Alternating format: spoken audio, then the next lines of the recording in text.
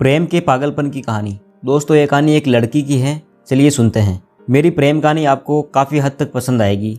मैं एक छोटे से ऑफिस में काम करती थी। मैं अपने काम से खुश नहीं थी। मुझे रोज़ ऑफिस में एक जैसा काम करने को मिलता था। ऑफिस में कंप्यूटर पर काम करना होता था, जिसके कारण मुझे सारा दिन बैठना होता था। लेकिन मुझे बचपन से ही ऐसे काम को करना पसंद था जो खेलते कूदते करना हो। मैं इस ऑफिस में पिछले 1 साल से काम कर रही थी।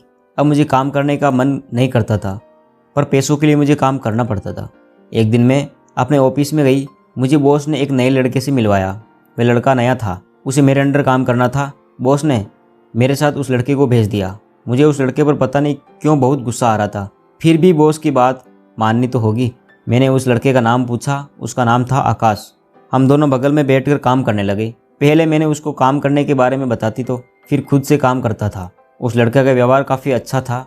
मुझे वह कभी परेशान नहीं करता था। वे मेरी मदद करना ही चाहता था। कुछ समय बीता।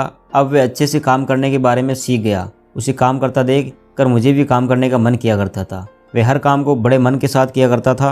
वह अपने काम को बहुत प्रेम करता था। उसके साथ रहते रहते मुझे भी अपने काम से प्रेम हो गया।